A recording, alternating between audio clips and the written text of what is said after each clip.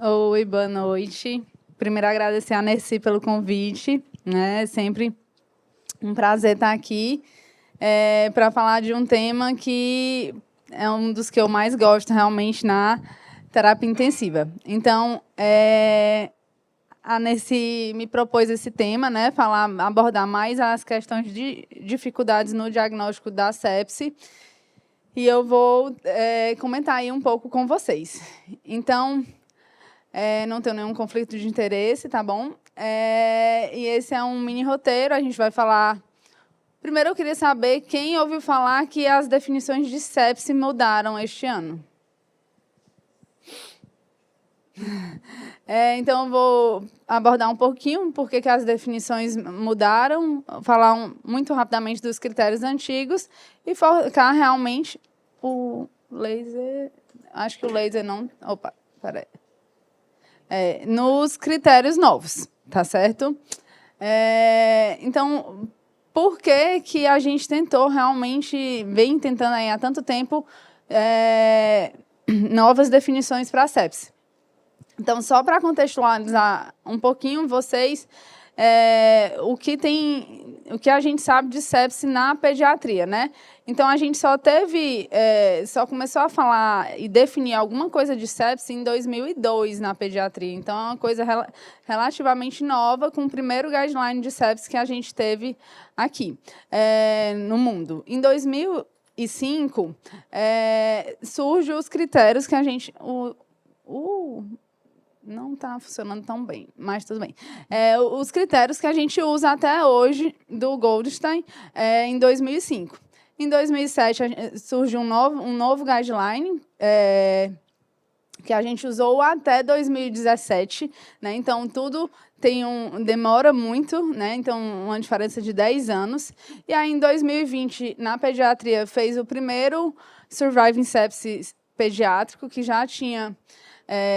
dos adultos, e só agora, em 2024, 19 anos depois, a gente lança os novos critérios de sepse. Né?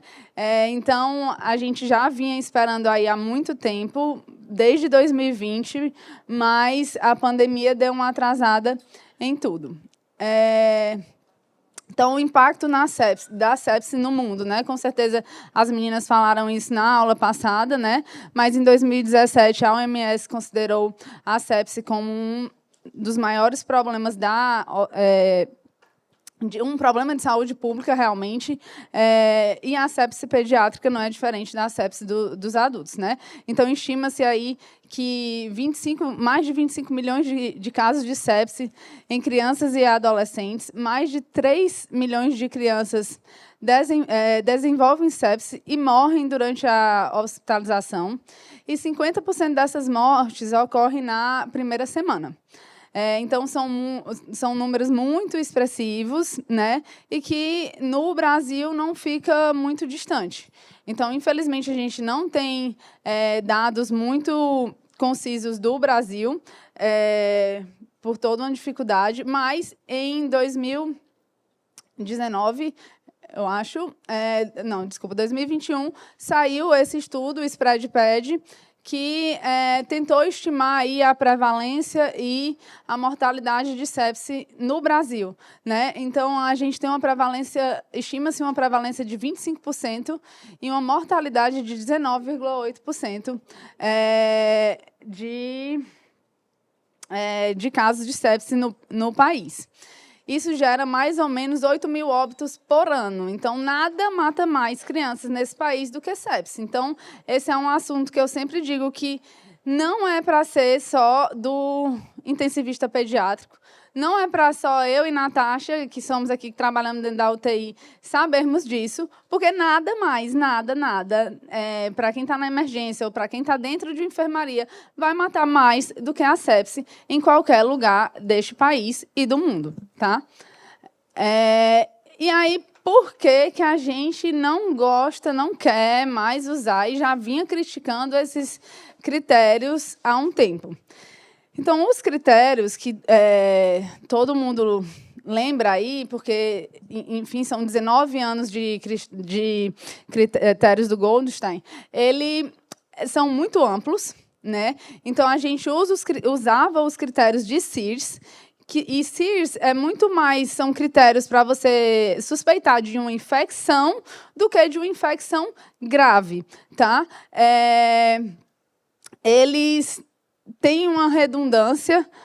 Se você considera sepse uma coisa grave, o que vai ser sepse grave? Né? Se sepsis já é grave.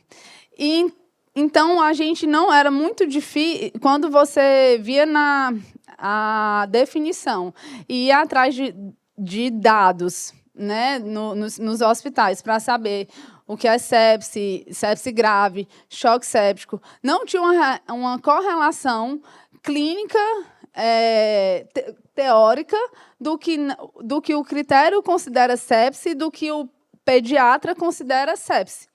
Então, isso atrasou muito as pesquisas e não só a pesquisa, mas como o atendimento dessas crianças e a importância de sepse, né? Porque a gente tem que considerar a sepse uma coisa grave. Então, é por isso que já vem um tempo que a gente tenta aí pensar em novos critérios. Só que não é uma coisa fácil, porque sepse a gente até diz, né, não tem sepse quem quer, e sim quem pode. Então, hoje a gente já sabe que o sistema imunológico importa muito. Então, num futuro não muito distante, a gente vai diferenciar muito os tratamentos de sepse a depender do sistema imunológico, não só como se o país é de alta renda ou de baixa renda, mesmo o país de baixa renda, se eu estou dentro de um hospital público ou dentro de um hospital particular. Então, agregar todo mundo num grupo só é muito difícil, tá? Então, além das críticas que eu já fiz aqui aos critérios antigos, eles também foram baseados apenas na opinião de especialistas.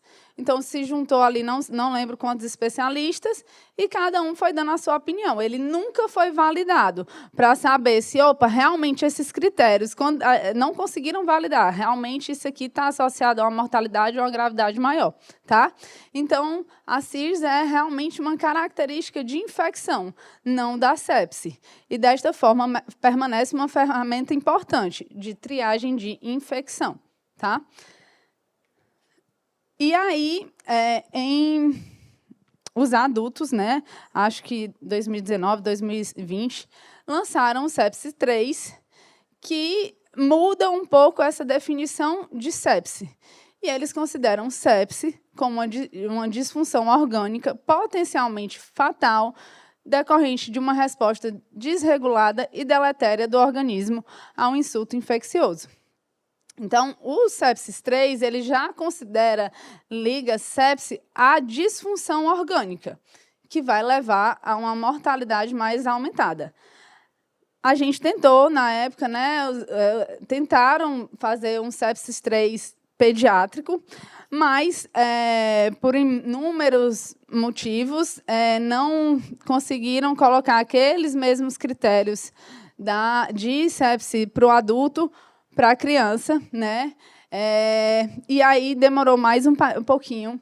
E aí, finalmente, esse ano, foi lançado lá em Phoenix. Então, os nomes dos critérios, critérios de Phoenix, porque em janeiro desse ano, a reunião, né, o congresso, foi em Phoenix, nos Estados Unidos, e pela simbologia grega da fênix, como a ave que ressurge aí das cinzas, né? Então, é aquele paciente que realmente chegou ali perto da morte e que vai ressurgir, tá? Então, só falando muito rápido, mas já é um pouco das coisas boas desses critérios.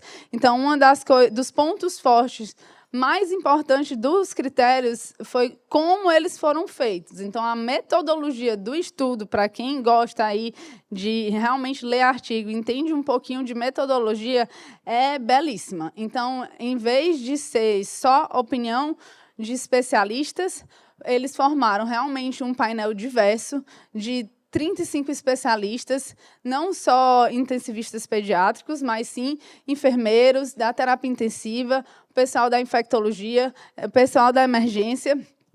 E uma das grandes críticas do Sepsis-3 é que eles só pegaram especialistas dos adultos, né, de países de alta renda, e não tinha nenhuma mulher. Então, eles foram muito criticados por conta disso.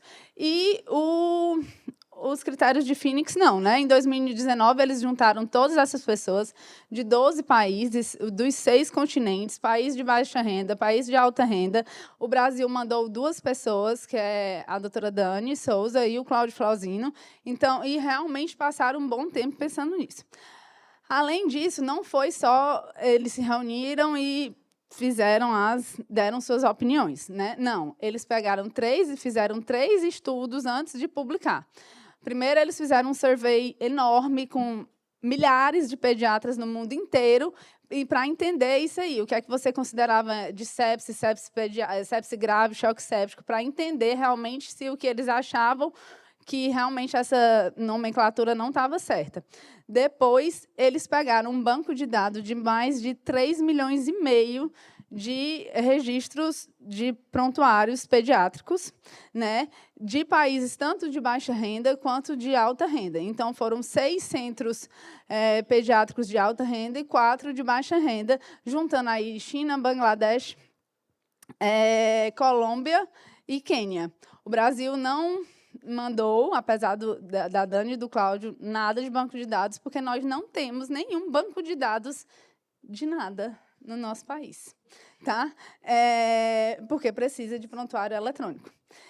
E a crítica aí é porque todos os 6 centros de alta renda são todos dos Estados Unidos, tá? E aí, os critérios. Ixi, não sei se apagando a luz fica um pouquinho melhor de ver. Então, os critérios, como é que eles fizeram depois para avaliar, para formar essa tabela? Né? Essa tabela são formada por 4 órgãos de disfunção orgânica. Então, sepse tem que ter disfunção orgânica agora. E quais são as disfunções orgânicas? Eu tenho disfunção respiratória, cardiovascular, de coagulação e neurológica. Só para vocês saberem, foram feitos 2 critérios de Phoenix. Os critérios de Phoenix com 4 disfunções e os critérios de Phoenix com 8 disfunções. Os 2 tiveram tanto sensibilidade quanto especificidade semelhantes, mas o painel achou mais fácil e mais aplicável o de 4 disfunções. Tá certo? E aí, acho que, para a gente falando um pouquinho, disfunção respiratória, né? Então, eu posso pontuar 1, 2 ou 3 pontos. Um ponto, se o paciente precisar de qualquer suporte ventilatório, então, desde o catéter nasal até a ventilação mecânica, se a PaO2 e a FiO2 for menor do que 400, ou a saturação pela FiO2, então eu não preciso necessariamente de um gaso menor do que 292, tá? Só um asterisco, essa saturação tem que ser menor ou igual a 97% para eu poder usar esse critério menor do que 297. Então, se o paciente estiver saturando 100%, eu não posso usar, tá? Eu vou ganhar 2 pontos se esse paciente tiver em ventilação mecânica e a relação PaO2-FiO2 for menor do que 200. Então, se o paciente estiver em ventilação mecânica, mas tiver uma relação PaO2-FiO2 menor do que 300, menor do que 400, então, 300 e pouco, ele só ganha 1 ponto. Mas, se ela for menor do que 200, ele vai ganhar 2 pontos. E, se for menor do que 100, ele vai ganhar 3 pontos. De disfunção cardiovascular, eles usaram tanto o lactato, quanto a PA, quanto o uso de droga vasoativa. Então, o lactato, se for entre menor do que 5, não vai pontuar, de 5 a 10 é 1 ponto, e acima, maior ou igual a 11, são 2 pontos. Se no seu serviço o lactato for em miligrama por decilitro, é só você dividir o valor por 0,11. Então, meu lactato deu 40, né? Aí eu vou dividir, tá certo? Desculpa. Isso, para eu converter milimol para miligrama, é que eu divido por 0,11, tá? E se eu estiver usando uma droga vasoativa, é 1 ponto, e aí pode ser qualquer das drogas vasoativas. Se eu estiver usando 2 drogas, 2 pontos. E as PAs, e aí ele dá a tabelinha aqui das PAs, menor de 1 mês, de 1 a 11 meses, de 1 a 2 anos. E 2 a 5, 5 a 12, 12 a 17. Né? E pode ser de 1 ponto ou 2 pontos. Aí eu digo já que uma das críticas é que se você colocar ali na tabelinha das PAs, algumas PAs são até, às vezes, mais baixas do que o P5. Então, a gente achou um pouco baixo esses limites de PAs para poder pontuar no critério. A parte da coagulação, eu posso ter ou as plaquetas, então, plaqueta menor do que 100.000 pontua 1 ponto, ou um INR maior do que 1,3, ou um D-dímero maior do que 2, né, ou 200, né, que eu acho que é como a gente usa, ou um fibrinogênio menor do que 100. Você vai pontuar no máximo 2 pontos da coagulação, tá? Por mais que você tenha todos, aí não pontua 4 pontos. Então, no máximo 2. E os critérios neurológicos, que aí eles usaram a escala de Como de Glasgow. Então, um Glasgow menor ou igual a 10 pontua 1 ponto. E pupilas fixas, médio fixas, pontuam 2 pontos. Então, o que é sepse? Agora, sepse é uma suspeita de infecção, suspeita ou infecção confirmada, mais pelo menos 2 pontos do score de Phoenix. E choque séptico vai ser sepse com pelo menos 1 ponto de disfunção cardiovascular. Então, quer dizer que se eu tiver 3 pontos no score de Phoenix, mas nenhum de cardiovascular, é só sepse. Ou se eu tiver, por exemplo, hipoteticamente, um paciente lá que pontuou apenas o lactato de 5 e não pontuou mais nada, isso não é choque séptico, porque é só 1 e eu preciso pelo menos de 2. Mas se eu tiver um que pontuou o lactato e há um gundo respiratório, isso é choque séptico, porque eu tenho 2, sendo que pelo menos 1 é de cardiovascular. Tá? Se eu não tiver, o meu monitor não presta, né? Não dá ali PAM. Então, eu tenho como saber a PAM, isso é PAM, não é PA sistólica, tá? Então, a PAM é igual a PA sistólica mais 2 vezes a diastólica dividido por 3, tá bom? Então, isso aqui a gente vai ter que ter essa tabela impressa, porque não tem como decorar esses valores, né? Impressa no seu celular, que hoje tudo é muito fácil, para realmente saber o que é sepse. Algumas observações, né? Eu não tenho D-dímero no meu hospital. Não tem problema. Você não precisa pontuar tudo para ter sepsis. Então, eu não tenho gasometria. Eu tenho como usar a saturação. Então, ele pode ser calculado, mesmo que você não tenha no seu hospital todas as variáveis. Ele não foi validado para recém-nascido. Né? Então, recém-nascido não entrou nesses critérios, é um mundo à parte, vão pensar ainda o que é que vão fazer com os recém-nascidos. Nem para acima de 17 anos. Não foi utilizado nada, como dá para ver, dos critérios de CIRS. O termo sepse grave está terminantemente excluído, assim como nos adultos também foi excluído aí há uns 5 anos. E a variação do score é de 0 a 13 pontos. Tá? Limitações, né? Então, vamos lá. Várias, né? E o próprio painel de especialistas, junto com o artigo que saiu, eles já lançaram automaticamente mais 2 artigos falando das limitações dos critérios e do que tem para frente, né? Então, eles reconhecem, mas tudo nessa vida tem que ter um ponto de partida de mudança, né? Então, os dados de tudo que eu falei são das primeiras 24 horas de internação. Isso quer dizer o quê? Que não investigou sepse adquirida no hospital. A Nessi vai saber muito bem que, por exemplo, dentro do SEIB, eu acho que 50% das sepses são intra-hospitalares. Mas, para termo de início, eles fizeram apenas dessas primeiras 24 horas, então seria da sepse adquirida de casa. Tá? Conversando aí com com a Dani e assistindo às aulas, e aí, nós não vamos aplicar, né, para a sepse de dentro do hospital? Eles disseram, não, vocês vão aplicar, apliquem, porque a gente agora precisa, apesar deles terem sido validados, o estudo foi retrospectivo, esses de 3,5 milhões de crianças que eles viram.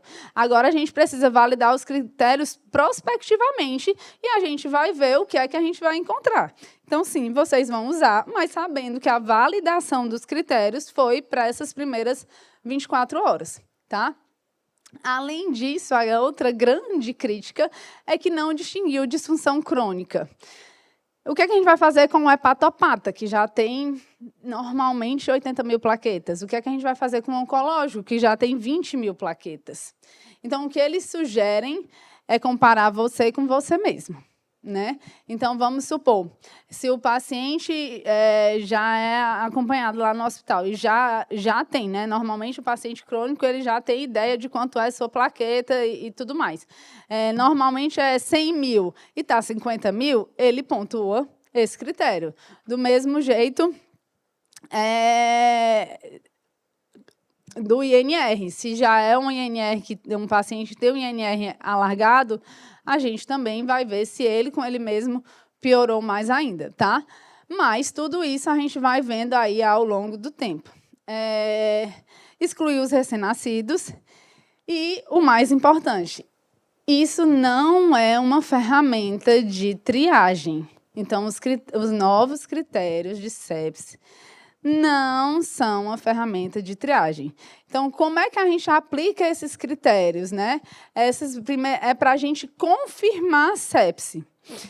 Então, o que é que mudou na prática? Então, se você está com a criança, que eles chamam unwell child, ou seja, aquela criança que não parece bem, e aí vem a subjetividade do negócio, né? Uma pessoa experiente, ela sabe olhar para uma criança e, opa, isso aqui não está legal, não está bem. Mas a gente treina, está sempre em treinamento, e essa subjetividade ela vem ao longo dos anos, muito provavelmente. Se você suspeitou de sepse, você vai continuar do mesmo jeito. Iniciando o antibiótico, e o suporte terapêutico, volume, droga e tudo mais, tá? Então, isso aqui não vai, digamos assim, não é uma ferramenta de triagem. A gente não vai mudar ainda aquilo ali, aquela folha de triagem lá do SEIB. No máximo, a gente vai mudar os exames que a gente vai de disfunção orgânica, né? Mas a gente não vai atrasar o diagnóstico, o tratamento, esperando o INR sair, tá? É isso que eles querem deixar claro. Mas, por que o critério é importante? Porque uma vez que você suspeitou de sepse, iniciou ali o seu antibiótico, o seu volume, e colheu os seus exames, na hora que eu saio e eu fecho esses critérios maior ou igual a 2, você tem que olhar para esse paciente diferente. Não dá para expandir, fazer o antibiótico, tchau, até as próximas 12 horas. O próximo plantonista reavalia. Porque a mortalidade para nós, baixa renda, de um critério de 2 é 28%. Então, pontuou 2, é uma coisa retrospectiva, que é outra dúvida que gera. Ai, Bárbara, o paciente chegou, eu olhei lá meus critérios, ele pontuou um ponto nesse momento. Mas ele está com aquela cara mal, eu vou pedir os exames e vou iniciar o antibiótico. E aí, depois, ao longo dessas 24 horas, ele pontuou, sim, quando os exames saíram, esse paciente é grave, ele tem sepse, ele é grave, tá? Então, você pode usar retrospectivamente ao longo dessas 24 horas, né, para diagnosticar realmente a sepse. O choque séptico ele vai ser diagnosticado ali mais rapidamente, porque como tem que ter o critério cardiovascular, né, vai ser da PA principalmente, um lactato sai mais rápido normalmente, ele é até mais fácil de ser descoberto ali na cara. E isso é o real, né? O paciente chega chocado, dificilmente a gente deixa passar, porque ele já está com muitas disfunções. Se o paciente for diagnosticado com choque séptico, nós, Brasil, a mortalidade já aumenta para 33%. Se a sua disfunção orgânica for longe do seu foco de infecção, então, vamos supor, eu internei com a pneumonia e minha plaqueta veio baixa ou meu INR veio alargado.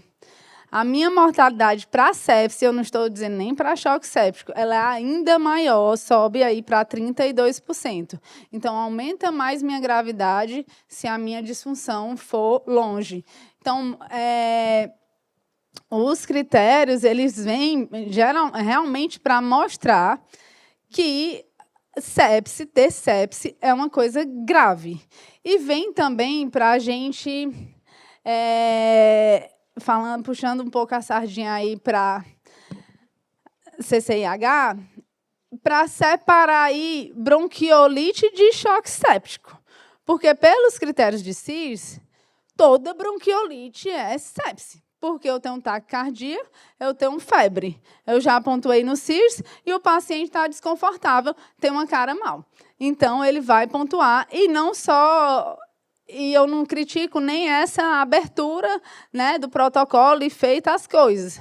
Mas vai seguir com antibiótico por 7, 10 dias, um bronquiolite por um vírus sincicial, né? Então, isso ele separa muito bem. Você pode até abrir, você pode até expandir e iniciar o antibiótico, mas se você preenche os critérios aí depois e vê que ele não preenche, você pode ter mais segurança ainda de suspender esse antibiótico e saber que aquilo era apenas uma BVA que chegou mal, que tem o direito de chegar mal com o VSR e suspender esse antibiótico. Tá? Então, algumas considerações. Os critérios não foram feitos para ser uma ferramenta de triagem. O reconhecimento oportuno e preciso da sepse requer ferramentas de triagem com uma certa previsão, mas que isso é um tanto quanto difícil, né? Porque eu preciso que tenha uma alta sensibilidade e que seja adaptável ao mundo inteiro. Então, é uma cobrança muito grande do mundo a este painel que nos gera alguma coisa de triagem, mas eles acham mais difícil gerar algo de triagem que sirva para todo o mundo do que até o diagnóstico.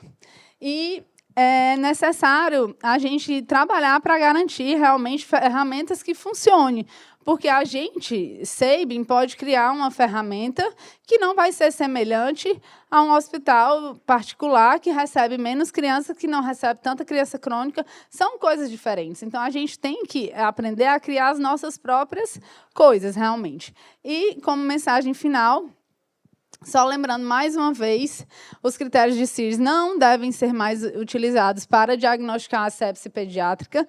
Mudar é difícil, mas mudar é preciso. Então, o objetivo do painel de especialistas do ano é realmente difundir esses novos critérios com aulas e tudo mais, para que, aos poucos, a gente vá enraizando. Sepse é uma disfunção orgânica potencialmente fatal devido à infecção suspeita ou confirmada com 2 pontos nos critérios de Phoenix. Ai, Bárbara, ele não foi tão sensível. Foi. comparando, eles estudaram a sensibilidade é semelhante aos critérios do Goldstein. E eles têm um alto valor preditivo positivo e uma alta especificidade.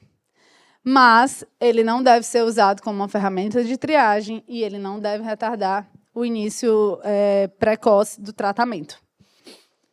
Era isso, né? Então, sepse, eu vi essa frase numa aula, assistindo, uma frase de Maquiavel, ou seja, muitos anos atrás, e ele diz que a febre da sepse, ela começa como uma doença que é fácil de curar, mas é difícil de detectar. Mas, ao longo do tempo, ela não é mais difícil de detectar, mas ela é dificílima de tratar e de parar, e de evitar a morte. Era isso, gente. Obrigada.